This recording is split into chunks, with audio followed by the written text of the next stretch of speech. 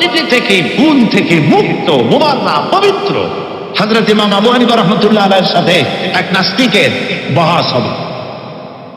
স্থান এবং তারিখ নির্ধারণ করা হলো। ইমাম সাহেব দেরি করে আসলেন।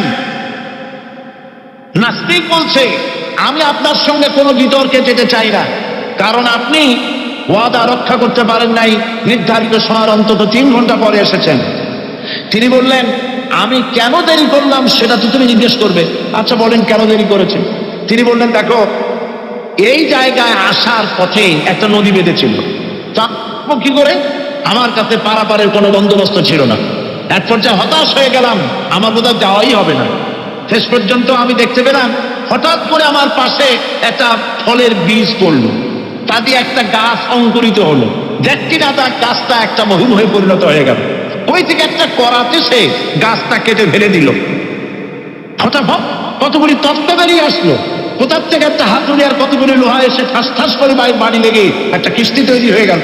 কিস্তিটা ধাপায় পড়লো নদীতে, আমি লাফিয়ে উঠলাম, তাই তা দেরি হল। নাস্তিক বলছে, আপনার সাথে আমি জানছিলাম যে আপনি অত্যন্ত বুদ্ধিমান মানুষ, কিন্তু যে ঘটনা শুনাইলেন আপনার স্ক্রু একটাও টাইট আছে বলে মনে হয় না, আপনার সাথে আর কোনো বহস নয়। তিনি বললেন, কেন? বহস না, আপনি বলছেন যে এইরকম একটা গাছ চারা হয়ে গেল, সাথে সাথে বিনা মিস্ত্রিতে গাছটা কাটলো, তারপর এইটা দিয়ে তক্তা হলো, লোহা আসলো, হাতুড়ি হইলো, বিনা মিস্ত্রিতে কিস্তি তৈরি হয়ে গেল, নৌকা এটা পড়লো নদীতে, আর বিনা মাঝিতে আপনি পার হয়ে আসতেন। এটা কি আদৌ সম্ভব?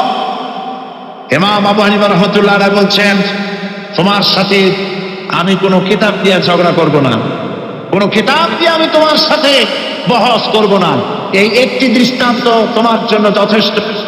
একটা মিস্ত্রি ছাড়া যদি একটা কিস্তি তৈরি না হতে পারে, একটা গাছ কেটে তক্তা যদি না হতে পারে, এই বিশাল আকাশ, এই বিশাল জমিন, আর তোমার মতো এরকম একটা সুন্দর মানুষ বিনা মিস্ত্রিতে বিনা স্রষ্টায় তৈরি হলো কেমনে? এক কথায় নাস্তিক বলছে, আমার জীবনের ভুল ধরা পড়ল।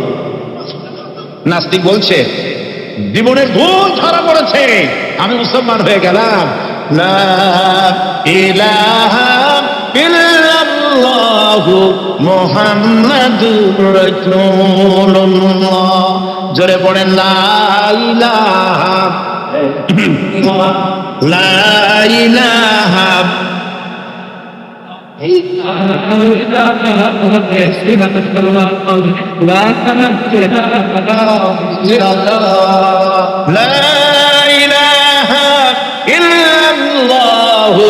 মুহাম্মাদুর রাসূলুল্লাহ।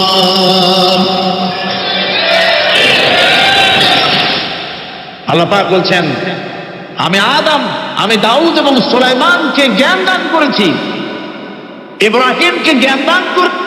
কোরআন শরীফের বহু জায়গায় শুধু জ্ঞানের কথাই বলা হয়েছে। সুবহানাল্লাহ।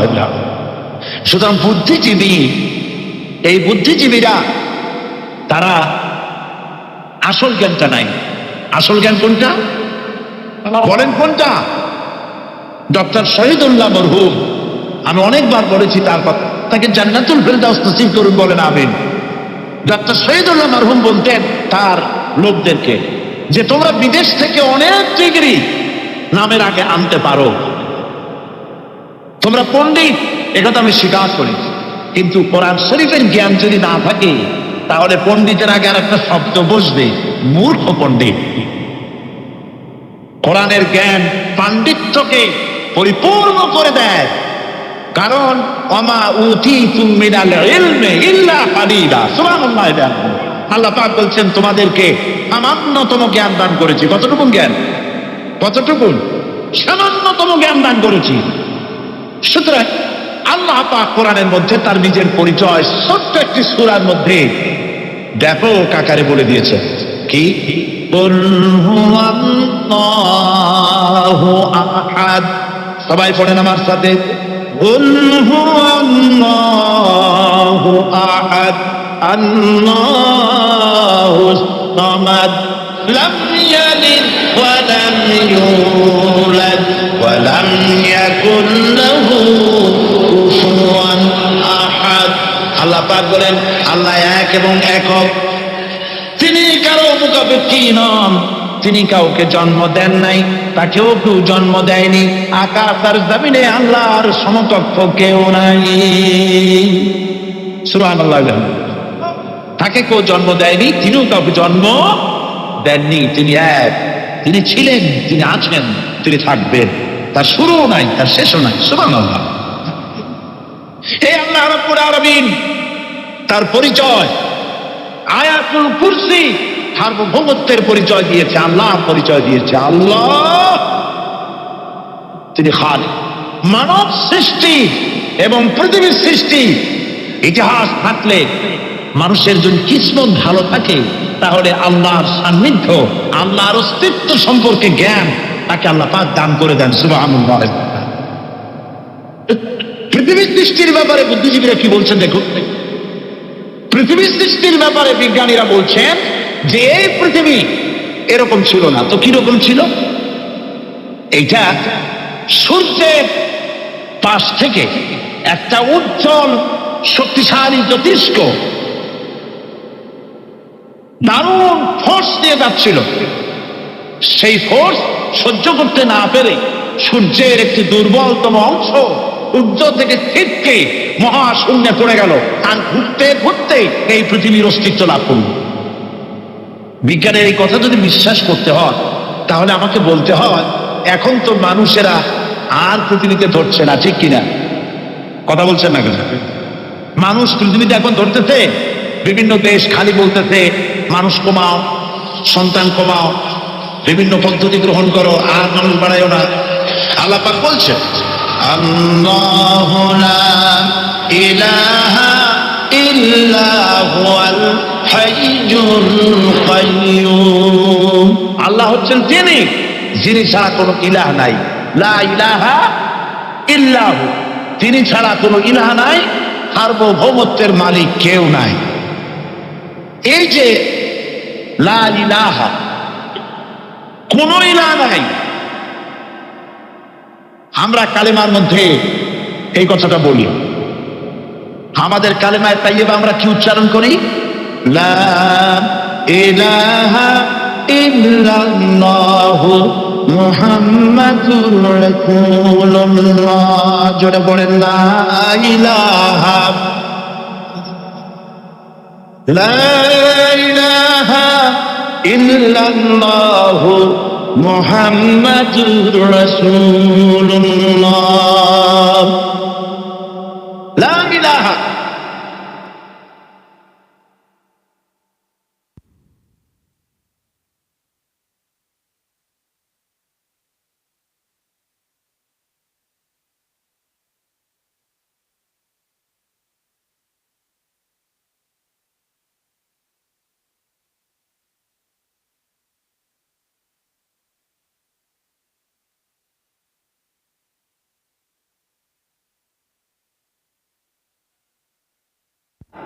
কোন ইলাহ নাই, এই দাওয়াত দিয়েছেন দুনিয়ার সমস্ত পয়গম্বর। এইটা কি শুধু রাসূলুল্লাহর দাওয়াত ছিল? সমস্ত নবীদের স্লোগান ছিল একটা। সমস্ত নবীদের স্লোগান ছিল কয়টা? সবাই বলুন, কি সেই স্লোগান? লা ইলাহা ইল্লাল্লাহ। কোরআন শরীফের ভিতরে ইলাহ শব্দ 147 বার এসেছে। লা ইলাহার অর্থ যদি এই হয়, কোন উপাস্য নাই আল্লাহ ছাড়া, কোন মাবুদ নাই আল্লাহ ছাড়া, মুহাম্মদ সাল্লাল্লাহু আলাইহি ওয়াসাল্লাম আল্লাহর প্রেরিত রাসূল, তাহলে তো এত ঝঞ্ঝাট হওয়ার কথা ছিল না। আপনারা বলেন, নবীরা যখনই এই দাওয়াত দিয়েছেন লা ইলাহা ইল্লাল্লাহ, তখন সংঘর্ষ হয়েছে কিনা? হয়েছে কিনা? বাধা আসছে কিনা? তাহলে এই কথাটা কি, যার কারণে এরকমের বাধা আসে? লা ইলাহা ইল্লাল্লাহ, এর চাইতে বিপ্লবাত্মক, এর চাইতে রিভলিউশন সৃষ্টিকারী কথা আল্লাহর আকাশের নিচে জমিনের উপরে আর একটাও হতে পারে না। লা ইলাহা ইল্লাল্লাহ। ইলাহ শব্দের অর্থ শুধু উপাস্য আর মাবুদ নয়। ইলাহ শব্দের অর্থ হচ্ছে আইনদাতা, ইলাহ শব্দের অর্থ হচ্ছে শাসনকর্তা, ইলাহ শব্দের অর্থ হচ্ছে বিধানদাতা। তো লা ইলাহা যখন একটি লোক ঘোষণা করে, তার অর্থ দাঁড়ায় কোনো আইনদাতা নাই, বিধানদাতা নাই, শাসনকর্তা নাই, কারো আইন মানি না, বিধান মানি না, শাসন মানি না। আল্লাহ ছাড়া, কে ছাড়া? আল্লাহ ছাড়া। এই কালেমার দাওয়াত যখন পয়গম্বরেরা দিয়েছেন, তখন 3 শ্রেণীর লোকেরা বাধা দিয়েছে। বলেন কয় শ্রেণী? সবাই বলেন। 3 শ্রেণীর লোকেরা বাধা দিয়েছে, লক্ষ্য করুন। 1 নম্বরে বাধা দিয়েছে রাষ্ট্র শক্তি। 1 নম্বরে বাধা দিল কারা? 2 নম্বরে বাধা দিয়েছে ধনাঢ্য ব্যক্তিবর্গ। 3 নম্বরে বাধা দিয়েছে যারা কায়েমি স্বার্থবাদী ধর্মীয় শক্তি। এই 3টি শ্রেণী সমস্ত নবীদেরকে বাধা দিয়েছে। সেই বাধা অতীতে যারা দিত এখন আর দেয় না, নাকি? এখনো দেয়? দেখুন, এই কালেমার দাওয়াত হযরতে মূসা আলাইহিস সালামকে যেদিন আল্লাহ পাক প্রথম ওহী দিলেন, এই দাওয়াত শুধু রাসূল দেন নাই, আল্লাহ পাক বলছেন প্রত্যেক নবী তার জাতিকে এই দাওয়াত দিয়েছেন। কি? আল্লাহ রাব্বুল আলামিন বলেন সকল নবী তার কওমকেই বলে দাওয়াত দিয়েছেন, ইয়া কওমি ইবুদুল্লাহ মা লাকুম মিন ইলাহিন গায়রু। হে সম্প্রদায়, আল্লাহ ছাড়া কোনো ইলাহ নাই, তার ইবাদত করো, তারই দাসত্ব করো, তার গোলামি করো। আল্লাহ পাক মূসা আলাইহিস সালামকে যখন নবুয়ত দিলেন, প্রথম যে ওহী এলো, প্রথম ওহীটাই ছিল ইন্নানি আনাল্লাহ লা ইলাহা ইল্লা আনা ফা'বুদনি ওয়া আকিমিস সালাতা লিযিকরি। নিশ্চয়ই আমি আল্লাহ, আমি ছাড়া কোনো ইলাহ নাই, আইনদাতা নাই, বিধানদাতা নাই, সুতরাং আমার দাসত্ব করো এবং আমার শরণার্থে নামাজকে প্রতিষ্ঠা করো। মূসা আলাইহিস সালামকে আল্লাহ পাক ওহী দিয়ে তাকে পাঠালেন। কোথায় পাঠালেন? আল্লাহ পাক বলেন, ইযহাব ইলা ফিরআউনা ইন্নাহু তাগা। গোটা কওম নাফরমান, আল্লাহর আইন কেউ মানছে না। গোটা কওমের কাছে না খাইয়া আল্লাহ পাক সর্বপ্রথম মূসা আলাইহিস সালামকে দাওয়াত নিয়ে কার কাছে পাঠালেন? ফিরআউনের কাছে। কারণ ফিরআউন হচ্ছে রাষ্ট্রশাসক। ফিরআউন কি? রাষ্ট্রশাসক। হযরতে মূসা আলাইহিস সালাম ফিরআউনের কাছে গেলেন, আর দাওয়াত দিলেন, ফিরআউন পড়ে নাও লা ইলাহা ইল্লাল্লাহ। একটি কথা আপনাদের মনে রাখতে হবে, দুনিয়ার কোন ফিরআউন, কোন নমরুদ, কোন সাদ্দাত, কোন হামান কেউ বলে নাই যে আমি আল্লাহ, আমি রাজ্জাক, আমি খালেক, আমি পৃথিবীর সৃষ্টি করেছি। কথা কেউ বলেছে? কেউ বলেনি। কি বলেছে তারা? ফিরআউন বলেছে মা আলিমতু লাকুম মিন ইলাহিন গায়রি, আমি তো জানি না আমি ছাড়া আরো কোনো ইলাহ আছে, এ কথা আমার জানা নাই, সুতরাং আমি হচ্ছি ইলাহ, আর তুমি বলছো লা ইলাহা। তার মানে হচ্ছে ওই সময় পয়গম্বরেরা, আল্লাহর নবীর সাহাবীরা, তারা জানতেন যে আমরা কিসের দাওয়াত দেই, আর যারা শুনতো তারাও বুঝতো কিসের দাওয়াত শুনতেছি। আজ আমার দেশে একই কালেমার দাওয়াত দেওয়া হয়, কিন্তু মানুষেরা বুঝতে পারে না কি শুনতেছি। ভাষা জানার ব্যাপারে, বোঝার ব্যাপারে হলো আসল বিষয়। এটা বুঝাতে গিয়ে আমি মাঝে মধ্যে একটা দৃষ্টান্ত দেই এভাবে। একজনের একটা রেশনের দোকান ছিল, সেই দোকানে তার একটা ময়না পাখি ছিল। আর ময়না পাখিকে কথা শেখানো যায় সেটা তো আপনারা জানেন। জি, ময়নাকে শিখাইছে যে লাইন করুন, এক এক করে আসুন। ময়না এই কথা শিখেছে। সকালবেলায় যখন রেশনের দোকানে ভিড় পড়ে গেছে, তখন ওই পাখি খাঁচার মধ্যে বসে বলছে লাইন করুন, এক এক করে আসুন। একদিন খাঁচার দরজা খোলা পেয়ে পাখি উড়ে গিয়ে গাছের ডালে বসেছে। আশেপাশে যত পাখি ছিল তারা চিন্তা করলো এইরকম পাখি তো কখনো দেখি নেই। ময়না তো দেখতে কাকের মতো না, শালিকের মতো না, দেখতে একটা ভিন্ন রকম। ওরা এসে চতুর্দিক থেকে এই নবান্তক, এই যে নতুন এসেছে, ওরা ঠোকরানো শুরু করেছে চতুর্দিক থেকে। ঠোকরানি খেয়ে ময়না বলতেছে লাইন করুন, এক এক করে আসুন। এখন ময়না তো বোঝে না যে কি বলতেছি, আর যে পাখিরা ঠোকরাচ্ছে তারাও তো বোঝে না যে কি শুনতেছি। ময়না যদি বুঝতো যে আমি কি বলি, সবাই মিলে ঠোকরায়, তাই যান বাঁচে না, লাইন করে ঠুকরাই দিত পৌঁছে যাবে, সব ফটে ফটে চলে বুঝতে নেই। আমাদের অবস্থা তাই হয়েছে। সুতরাং এই কালেমার দাওয়াত যখন হযরতে মুসা আলাইহিস সালাম দিলেন, ফিরআউন বলল আমি তো জানি না যে আমি ছাড়া আরো কোন ইলাহ আছে, আইনদাতা তো আমি, তুমি নতুন কোথা থেকে আইনদাতা নিয়ে আসছো? ফিরআউন বলছে দেখো, আমারে বাদ দিয়া যদি অন্য কাউকে ইলাহ বলে তুমি মানো আর সেই শিক্ষা তুমি যে জাতিকে দাও, তাহলে আমি তোমাকে ধরে লাআজআলান্নাকা মিনাল মাসজুনিন, আমি তোমাকে কারারুদ্ধ করব, আমি তোমাকে জেলখানায় ঢুকিয়ে দেব। রাষ্ট্রশক্তি প্রথম বাধা দিল কারা? বলেন সবাই। সেই বাধা কি ওখানে শেষ হয়েছে না এখনো আছে? আছে কিনা জোরে বলেন। আমি তোমাকে জেলখানায় ঢুকাবো। হযরত মুসা আলাইহিস সালাম বলেন ফিরআউন, জেলের ভয় আমি করি না, আমাকে জেলের ভয় দেখায় লাভ নাই, আমি আল্লাহ পাকের পয়গম্বর হযরত মুসা আলাইহিস সালাম। ফিরআউনের দরবার আছে, লোক লস্কর আছে, তার অস্ত্রের অভাব নাই। আল্লাহ রাব্বুল আলামিন মুসা আলাইহিস সালামের কাছে একটা অস্ত্র দিয়ে দিছিলেন কিনা? আল্লাহ পাক হযরত মুসাকে বলেছেন ওয়া মা তিলকা বিয়ামিনিকা ইয়া মুসা, মুসা রে তোমার হাতে ওটা কি? মুসা আলাইহিস সালাম বললেন এটা লাঠি। আল্লাহ পাক বললেন ফেলে দাও লাঠি। লাঠি ফালায় দিলেন, কি হয়ে গেল? হিয়া আইয়াতুন তাসআ,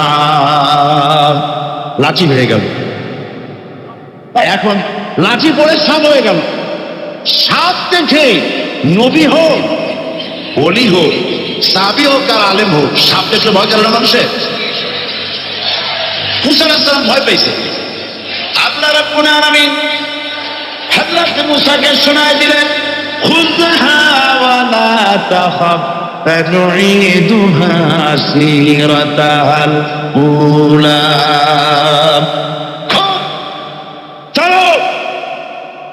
লা তাখাফ, ভয় পেও না। আল্লাহ বলছেন ধরো, ভয় পেও না।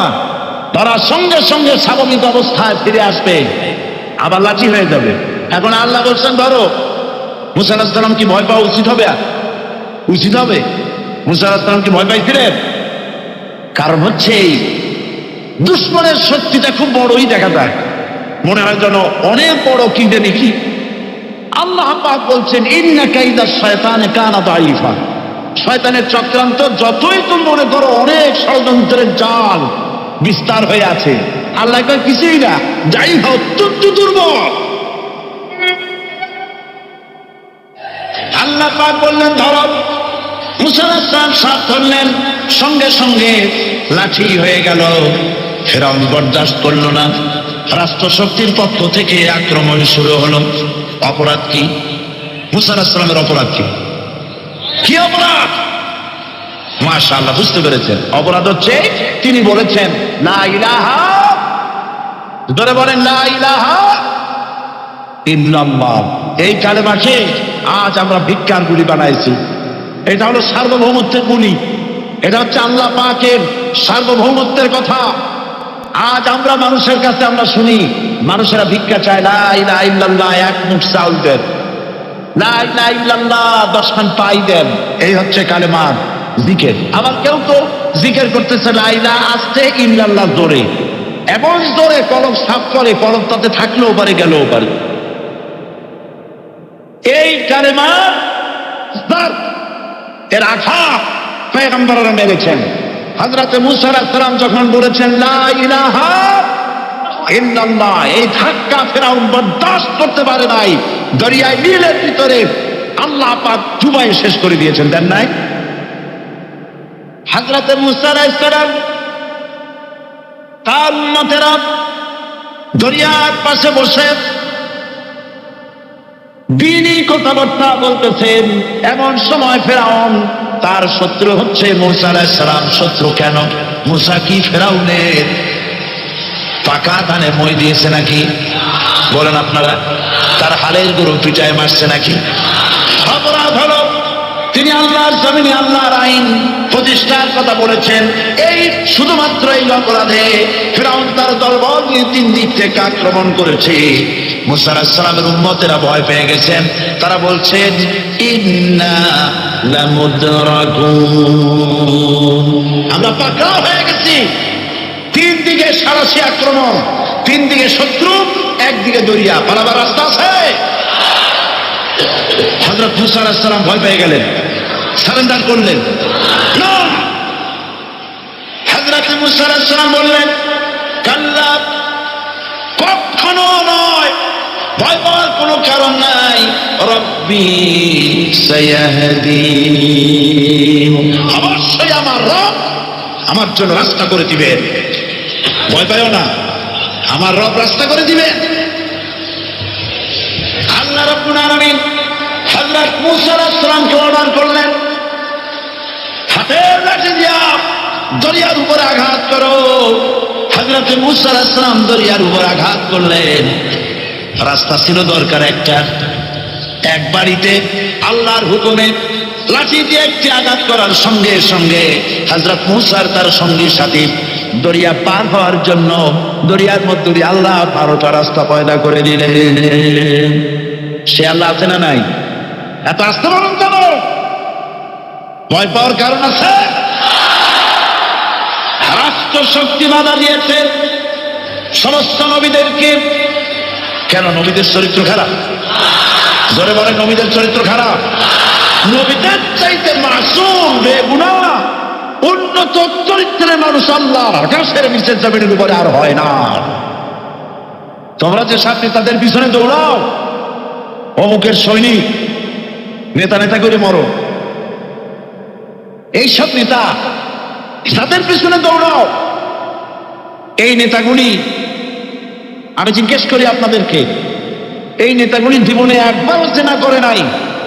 এ ব্যাপারে অনুসারীরা আপনারা কি নিশ্চিত?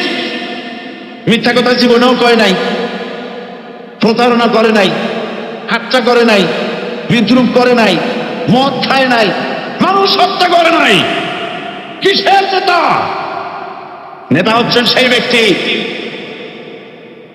যিনি বলেছেন, ও আমার স্ত্রীরা, ও আমার সাহাবীরা, রাতের আধারে আমার মধ্যে যা আচরণ দেখতে পাও, দিনের আলোতে আমার মধ্যে যা দেখতে পাও, সবগুলি খুলে খুলে মানুষের কাছে বলে দাও।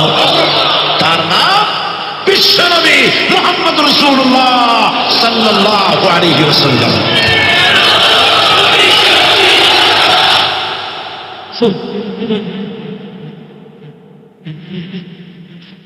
যার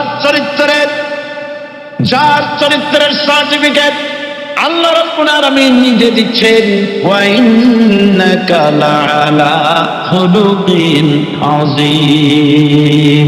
নবী হে, উন্নত চরিত্রের উপরে আপনি প্রতিষ্ঠিত। সুবহানাল্লাহ। কে সার্টিফিকেট দিচ্ছেন? আযীম, আযীম। আরবিতে চওড়াকে বলা হয় আরিফ, গভীরতাকে বলা হয় আমিক। কত প্রশস্ত, যা মাপার কোনো ফিতা নাই, কত গভীর, যা মাপার কোনো যন্ত্র নাই, এইটাকে আরবিতে বলা হয় আযীম। সুবহানাল্লাহ বলতে ইচ্ছে করে না? ও নবী, তোমার চরিত্র এমন যা মাপার মতো যন্ত্র পৃথিবীতে নাই। লা ইলাহা ইল্লাল্লাহ, পড়েন সবাই, লা ইলাহা ইল্লাল্লাহ। আপনিও যদি নবীদের মতো, সাহাবীদের মতো বুঝা এই কলেমার দাওয়াত দেন, বাধা আসবেই। বোঝাবুঝি ব্যাপার, বুঝতেই ছাড়লো। কত মাহফিল হয় বাংলাদেশে, হয় না? কোনো বাধা নাই, ঠিক কিনা? কত পূজা হয়, পার্বণ হয়, গান হয়, থিয়েটার হয়, গুনাহগার বিহির গান হয়, কত কিছু হয়। কোনো বাধা আছে? তাফসীরের মাহফিলে বাধা। কারণ তারা বুঝতে পেরেছে এ তাফসীরের মাহফিলে গাজীর গীত হয় না, এ তাফসীরের মাহফিলে আল্লাহর সার্বভৌমত্ব কায়েমের আন্দোলন চলে।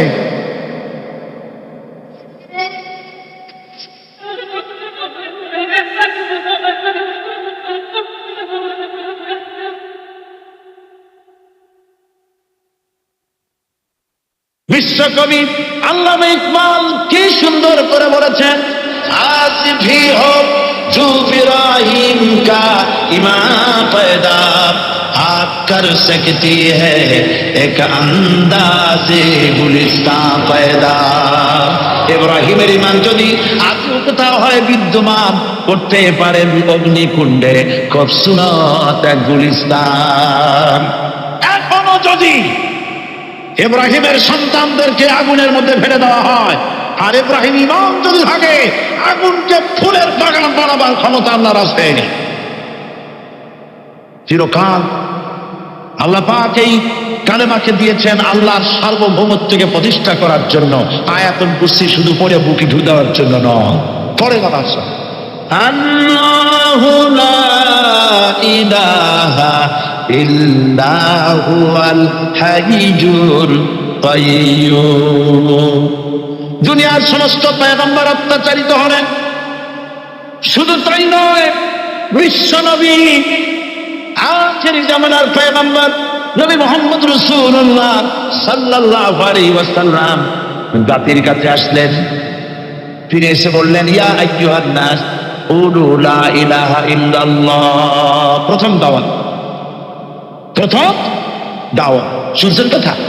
রাসূলুল্লাহ বলছেন, ও জাতি, আমার রাসূল তো মক্কার রাসূল না শুধু, মদিনার রাসূল না শুধু, আপনি ভাষাভাষীদের রাসূল না শুধু, আমার নবী কি নবী? চিল্লা বলে। হাই, তিনি বলেছেন, ও বিশ্বের মানবতা, বিশ্বের মানব গোষ্ঠী, যদি মুক্তি পেতে চাও, নাজাত পেতে চাও, উচ্চারণ করো, বিশ্বাস করো, আমল করো, বলো লা ইলাহা ইল্লাল্লাহ। জোরে পড়েন, লা ইলাহা ইল্লাল্লাহ, লা ইলাহা ইল্লাল্লাহ মুহাম্মাদুর রাসূলুল্লাহ। কোরআনে কারীমের ভিতরে আয়াতুল কুরসির মধ্যে বলে দিয়েছেন, আল্লাহু লা ইলাহা ইল্লা হুয়াল হাইয়ুল কাইয়্যুম। এবারে আল্লাহ রাব্বুল আলামিন মদ পান সম্পর্কে, যারা মদ পান করবে, জুয়া খেলবে যারা, তাদের সম্পর্কে, মদ্যপায়ীদের ব্যাপারে আল্লাহ পাক বলছেন, ইন্নামাল খামরু ওয়াল মাইসিরু ওয়াল আনসাবু ওয়াল আজলামু রিজসুম মিন আমালিশ শাইতানি ফাজতানিবুহু। আল্লাহ পাক বলেন, নিঃসন্দেহে মদ, জুয়া এবং পাশা, এই সমস্ত খেলাকে, এই সমস্ত জিনিসকে নাপাক ঘোষণা করা হয়েছে। এগুলি সব হতেছে শয়তান কর্তৃক উদ্ভাবিত নোংরা কাজ। এগুলি শয়তানের কাজ। মদ আর জুয়া কার কাজ? জোরে বলেন, কার কাজ? শয়তানের কাজ। সুতরাং ফাজতানিবুহু, এর থেকে তোমরা ফিরে থাকো। আল্লাহ বলছেন, মদ এবং জুয়া মানুষকে আল্লাহর জিকির থেকে ফিরায় রাখে। ফাহাল আনতুম মুনতাহুন, এগুলি শোনার পরেও কি তোমরা এর থেকে ফিরে থাকবে না? এবার আল্লাহ রাব্বুল আলামিন ওজনে কম দেওয়া সম্পর্কে বলছেন।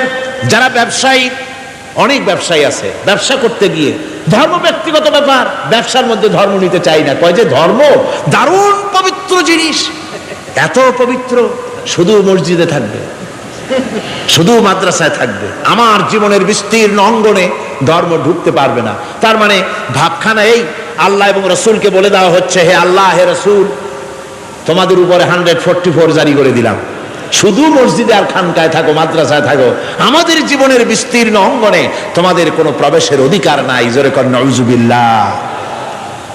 আল্লাহ পাক মানুষের জীবনের সকল ক্ষেত্রে আইন চলবে আল্লাহর। ইনিল হুকমু ইল্লা লিল্লাহ। আইন চলবে কার? ওই আল্লাহ রাব্বুল আলামিন বলেন, ওজনে কম দিও না।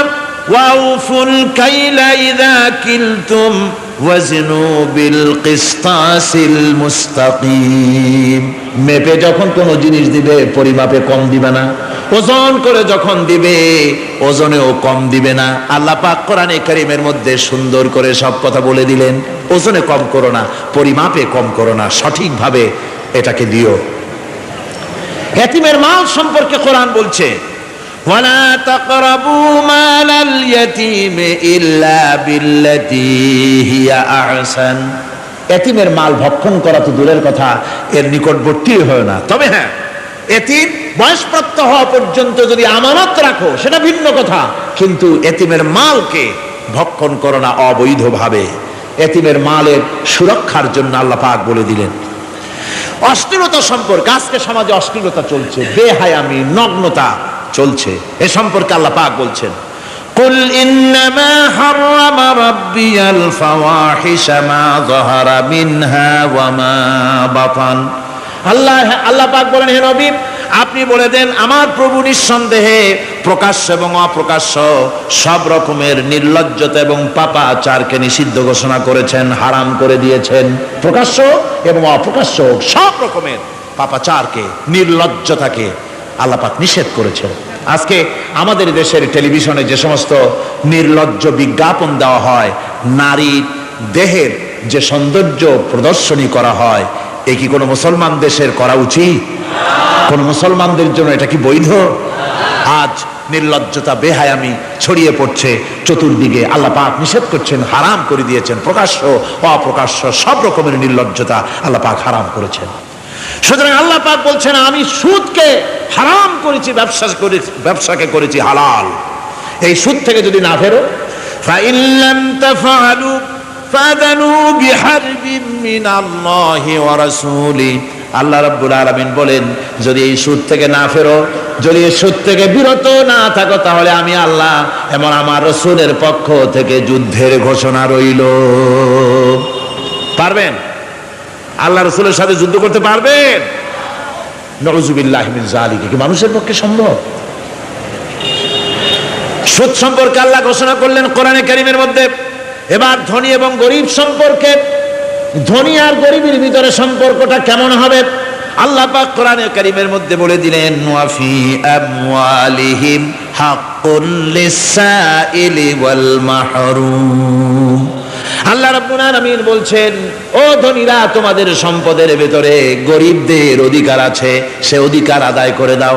একথা বলা হলো না গরিবরা তোমাদের করুণার পাত্র, দয়া করে তাদের কিছু দাও, একথা আল্লাহ বলেন নাই। বললেন, ধনীরা শুনে রাখো, তোমাদের সম্পদে গরিবদের অধিকার আছে, অধিকার, এই অধিকার তাদের ফিরিয়ে দাও। এরপরে আল্লাহ পাক বললেন, কাইলা ইয়াকুনা দুলাতাম বাইনাল আগনিয়াই মিনকুম।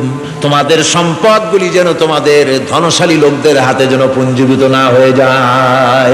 দেশের সমস্ত সম্পদ গুটি কতক লোকের হাতে যেন পুঞ্জীভূত না হয়, বরং তার যাকাত, ফিতরা, সাদকা, এককালীন দান ইত্যাদির মাধ্যমে জনগণের কাছে যেন তা পৌঁছে যায়, এক জায়গায় যেন পুঞ্জীভূত হয়ে না থাকে। এভাবে করে আল্লাহ পাক মানুষের জীবনের সাথে সম্পৃক্ত কথাগুলি বলছেন। রাষ্ট্র ব্যবস্থা সম্পর্কে বলছেন, ওয়া আমরুহুম শুরা বাইনাহুম। রাষ্ট্র পরিচালনা করতে গিয়ে তাদের সাথে পরামর্শ ভিত্তিক রাষ্ট্র চালাও, স্বৈরাচার হয়ে ক্ষমতায় বসে থেকো না। ইচ্ছে মাফিক দেশ চালায়ও না, ডিক্টেটর হয়েও না, পরামর্শ ভিত্তিক দেশ পরিচালনা করো। এভাবে করে আল্লাহ রাব্বুল আলামিন রাষ্ট্রপ্রধানকে বললেন, ওয়াসাবিরুহুম ফিল আমর।